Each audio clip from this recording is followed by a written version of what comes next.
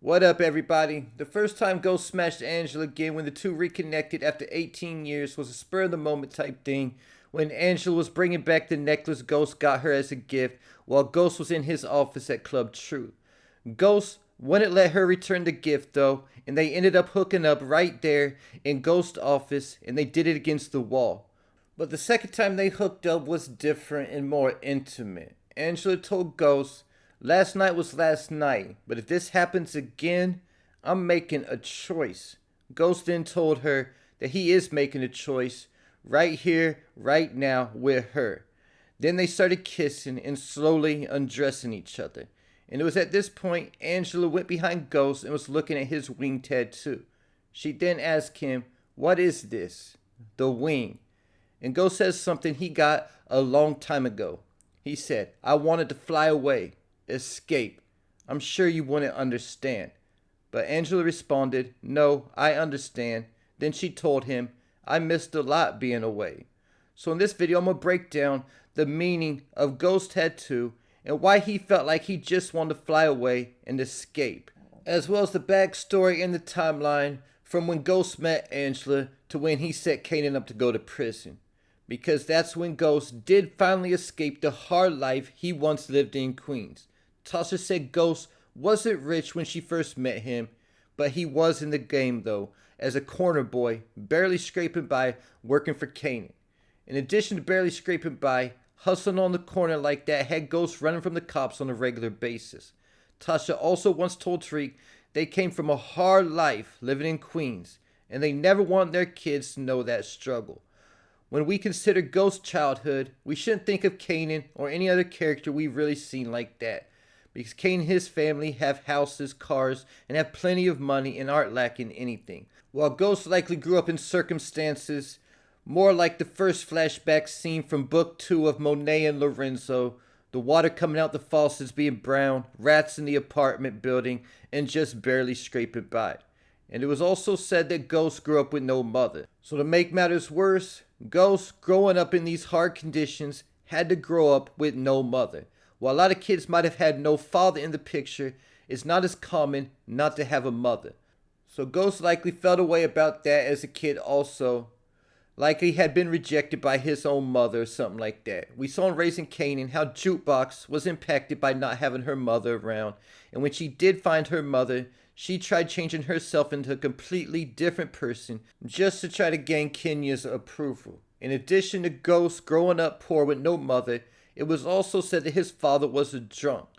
So that only added to the mess of the situation. Keep in mind how literally messy Lulu's apartment was in Raising Kanan Season 3 when his drinking got out of control.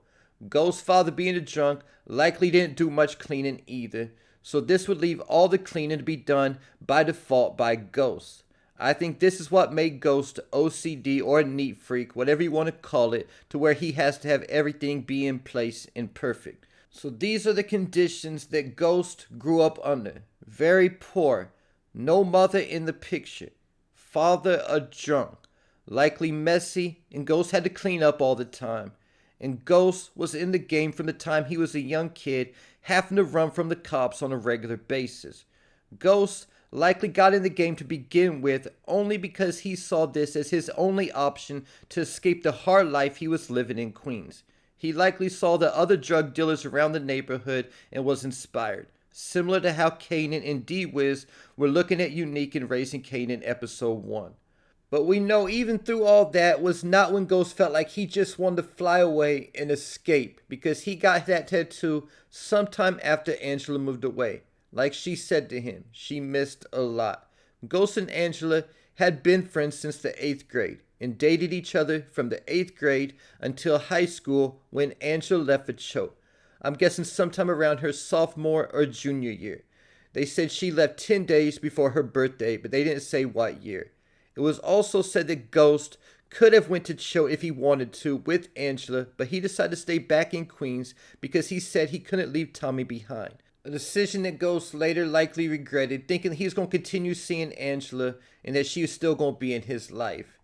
Angela told Ghost that she was going to stay in touch, but she didn't, and her family moved somewhere else, and she never looked back once she left for Choate. She told Ghost it's because she would have gave it all up for him if she would have went back. So now, in addition to everything else that Ghost had going on, the one bright spot in his life, the one escape he had, was gone. And she left him on red, and he never heard back from her again until he bumped into her at the club 18 years later. Then, not too much longer after Angela left for Choate, Ghost's father was killed. His Uncle Gabe said that there were some kids who were bad news trying to force Ghost's father to pay them, but he told Gabe it would break them and decided to turn to the cops instead. Because of that, Ghost's father was killed, and after Ghost's father was killed, he was hoping that Angela would at least come back for the funeral, but she didn't, only making the pain of his father's death that much worse. And it was also said that Ghost never came back around after the night his father was killed. Ghost, basically being an orphan at that point, then moved in with Tommy, and Kate took James in as her own. And now we know that James reminded Kate of the son she abandoned, JP. But I also think that Ghost had a sense of guilt about what happened to his father. Either he was directly involved in his father's death himself, or he possibly knew who was responsible, again, only making things that much worse and adding to the guilt. It also was said that Ghost had a drinking problem when he was younger. Season 1 of Power, Ghost didn't drink at all. It wasn't until he killed Rolla when he started drinking again. In Season 3 of Ghost, when Tariq went to Kate's house, she offered him some Hennessy. So in the same way, I think Kate is who likely got James drinking heavy as a kid, giving him liquor to cope after the death of his father. So at this point, Ghost had hit an all-time low, losing his father and moving in with Kate Egan, a full-blown cokehead. After the death of Ghost's father, I think he ultimately decided to double down in the game, because not too much longer after that is when Ghost killed Breeze, because he said Breeze was standing in the way of his future. We don't know the exact age Ghost was when he killed Breeze, but I think it was around 17 or 18, because Ghost told Tariq he was around his age when he killed Breeze, and Tariq was 17 at the time.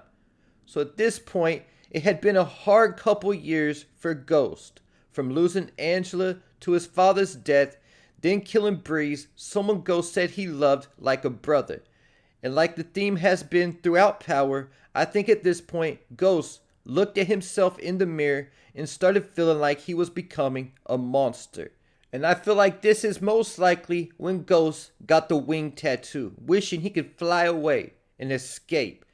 Then after some time had passed, around 2003, Ghost met Tasha Green, who was only 18 years old at the time, and he got her pregnant. Then, not too much longer after that, Ghost and Tasha came up with a plan to escape the hard life and the poverty by setting up Kanan go to prison. Tasha wanted Kanan dead, but Ghost loved Kanan like a brother. And he knew what killing Breeze did to him, and he didn't want to repeat that, so they decided to get Kanan locked up instead. Finally escaping, but not escaping the life completely, and ultimately setting up the storyline for OG Power. And there you have it. Leave your thoughts, theories, and predictions in the comments.